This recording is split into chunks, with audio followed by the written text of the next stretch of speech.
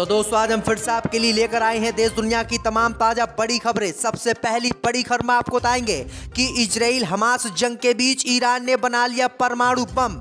Iran के परमाणु बम बनाए जाने के बाद नेतन्याहू का रो रो कर बुरा हाल। अब ईरान के हमले से खत्म होगा इजराइल। इजराइल हमास जंग में इजराइल में घिरे नेतन्याहू, हजारों लोगों ने यरूशलेम तक निकाला मार्च। बंधकों की रिहाई के लिए नेतन्याहू पर बनाया दबाव, कहा इजराइल हार गया हमास से जंग।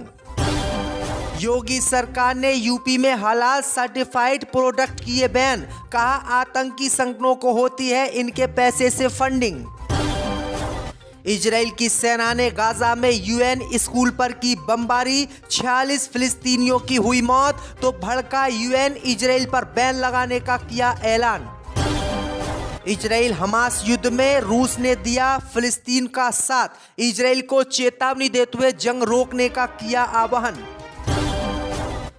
मुस्लिम देशों के दबाव में आई इजराइल की सेना। इजराइल की सेना ने अल-शिफा अस्पताल को खाली करने का अपना आदेश ले लिया वापस। तो दोस्तों सभी खबरों को आपको एक एक कर बताने वाले हैं। वीडियो को लाइक कर चैनल को सब्सक्राइब कर दें। इसी बीच पर तो दोस्तों अगली खबर की ओर, तो इजराइल हमास जंग के बीच इजराइल पर टूटी नई मुसीबत। ईरान ने इजराइल पर एटम बम से हमला करने का किया ऐलान, डर गया इजराइल अमेरिका। दोस्तों आपको बता दें कि इजराइल और हमास की जंग में अब हार नेतन्याहू की होने जा रही है। दरअसल आपको बता दें कि ईरान ने अब हमास का समर्थन करते हुए इजराइल को अपने जाल में फंसा लिया है और इजराइल इतनी बुरी तरीके से ईरान के जाल में फंसा है कि वो अब रहम की भीख ईरान से मांगने लगा है। दरअसल आपको बता दें कि इजराइल हमास जंग के बीच इजराइल पर एक नई मुसीबत टूट पड़ी है। इजराइल के साथ जंग में वही होने जा रहा है जिसका उसे डर था, क्योंकि ईरान से ऐसी खबर सामने आई है जिसने अमेरिका इजराइल को बहुत डरा दिया है। ईरान ने ऐसा कदम इस जंग में उठाया है जिसे लेकर गाजा के युद्ध का फैसला पलट सकता है। दरअसल आपको बता दें कि इजराइल हमास जंग के बीच ईरान ने 3 एटम बम बनाने का ऐलान कर दिया है, जिससे इजराइल अमेरिका बहुत बुरी तरीके से डर गए हैं। दरअसल आपको बता दें कि अमेरिका की खुफिया रिपोर्ट ने जानकारी दी है कि ईरान ने गुपचुप तरीके से एटम बम बना लिया है। एटम बम बनाए जाने के बाद ईरान से अब थर-थर नेतन्याहू और इजराइल कांप रहा है और अब ये जंग ईरान जीतने वाला। इसी बीच पर तो दोस्तों अगली खबर की ओर, तो इजराइल हमास जंग में इजराइल में घिरे नेतन्याहू, हजारों लोगों ने यरूशलेम तक मार्च निकालकर बंधकों की रिहाई के लिए बनाया दबाव। अब नेतन्याहू की जाएगी कुर्सी। दोस्तों आपको बता दें कि गाजा में बंधक बनाए गए हमास के द्वारा 240 बंधकों के परिवारों और उनसे हमदर्दी रखने वाले हजारों समर्थकों ने यरूशलेम तक मार्च निकाला। उन्होंने इजराइल और हमास के युद्ध में हमास की जीत का इशारा करते हुए नेतन्याहू को प्रधानमंत्री पद से इस्तीफा देने की मांग की। दरअसल आपको बता दें कि हमास के साथ युद्ध से निपटने के तरीकों को लेकर इजराइल के प्रधानमंत्री बेंजामिन नेतन्याहू की आलोचना की और सरकार से अपने प्रियजनों को वापस लाने के लिए और अधिक प्रयास करने का अनुरोध किया। वहीं आपको बता दें कि जिन लोगों के घर वाले बंधक हमास के हाथों हैं, उन लोगों ने कहा कि इजराइल हमास की जंग में इजराइल हमास से जंग हार गया है, क्योंकि वो अभी तक अपने लोगों को हमास से नहीं छुड़ा पाया। तो ये बड़ी अपडेट आई दोस्तों की पूरी दुनिया में इजराइल की थू-थू हो गई है। इसी बीच पर तो दोस्तों अगली खबर की ओर, तो योगी सरकार ने यूपी में हलाल सर्टिफाइड प्रोडक्ट किए बैन। दोस्तों आपको बता दें कि उत्तर प्रदेश की योगी सरकार ने हलाल सर्टिफाइड उत्पादों को उत्तर प्रदेश में बैन कर दिया है।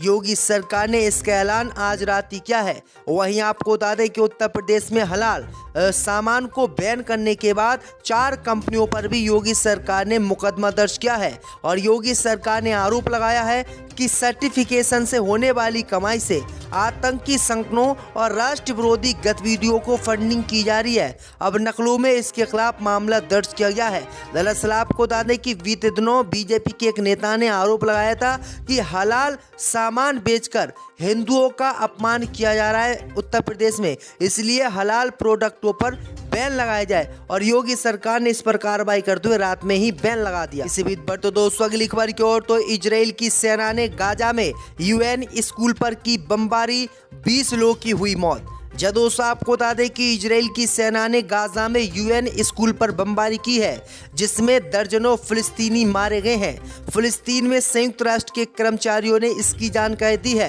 चिकित्सकों ने कहा है कि दक्षिण गाजा में आवासीय ब्लॉकों पर शनिवार को इजराइल की सेना के हवाई हमले में कम से कम 47 लोग मारे गए हैं। वहीं संयुक्त राष्ट्र की फिलिस्तीनी शरणार्थी एजेंसी ने कहा कि उत्तरी गाजा में विस्थापित नागरिकों को आश्रय देने वाले एक स्कूल पर बमबारी में कई लोग मारे गए हैं और कई अन्य घायल हुए हैं। तो ये बड़ी अपडेट आ रही दोस्तों कि अस्पतालों के बाद अब इजराइल की सेना स्कूलों को निशाना बना रही है। इसी बीच बढ़ो दोस्तों अगली खबर की ओर। तो इजराइल हमास के युद्ध में रूस के राष्ट्रपति पुतिन ने हमास का किया समर्थन, इजराइल को दे दी चेतावनी।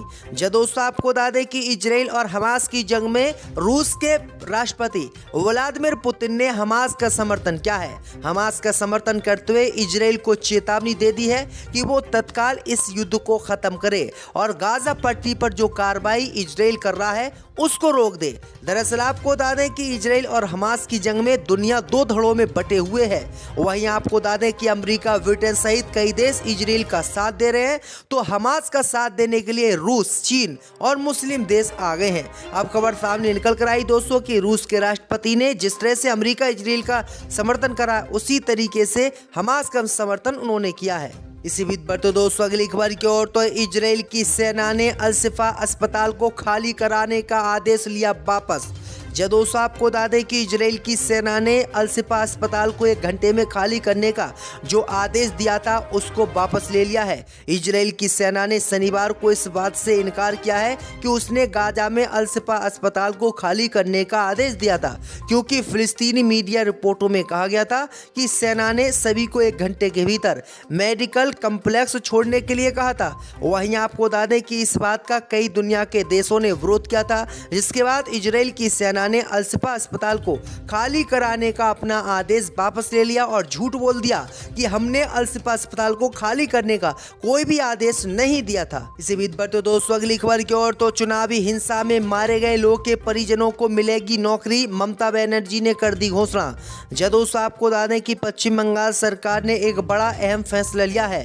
बता दें कि मंत्रिमंडल ने राज्य में जुलाई में हुए पंचायत चुनाव के दौरान हिंसा में मारे गए लोगों के परिजनों को नौकरी देने के प्रस्ताव को मंजूरी दे दी है। सूत्रों के मुताबिक एक अधिकारी ने बताया है कि प्रत्येक मृतक के परिवार से एक सदस्य को होमगार्ड की नौकरी दी जाएगी। बता दें कि हिंसा में कुल 19 लोगों की मौत हुई थी। आपको बता दें कि मुख्यमंत्री ममता बनर्जी ने जुलाई में घोषणा की थी कि राजनीतिक झड़पों में मारे गए 19 लोगों में से प्रत्येक के परिवार के एक सदस्य को रोजगार दिया जाएगा। राज्य सरकार पहले ही पीड़ितों के परिवार के सदस्यों को 2-2 लाख रुपए की वित्तीय सहायता प्रदान कर चुकी है और अब योगी सरकार नौकरी देने जा रही है। इसी बीच बढ़ते दोस्तों अगली खबर की ओर। तो इजराइल के विरोध के बावजूद कैंसर पीड़ित फिलिस्तीनी बच्चों का इलाज करेगा मुस्लिम देश यूएई, शुरू किया अभियान। जब दोस्तों आपको बता दें कि इजराइल हमास युद्ध में घायल हुए बच्चों और उनके परिवारों को लेकर पहला विमान संयुक्त अरब अमीरात पहुंच चुका है।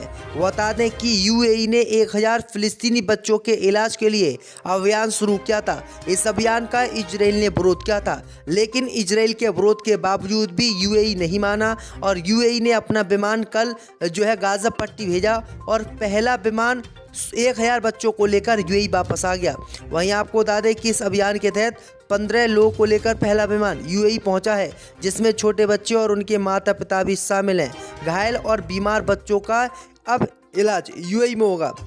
दरअसल आपको बता दें कि इजराइल हमास युद्ध में इजराइल के हमलों में लगातार बच्चों की मौत हो रही है, बच्चे घायल हो रहे हैं और तरह तरह की उनको बीमारियां हो रही हैं। इजराइल की सेना और इजराइल की सरकार इनको वहां पर इलाज भी नहीं करने दे रही, जिसके कारण अब यूएई सामने आया और यूएई ने इन सभी बच्चों का इलाज करने का।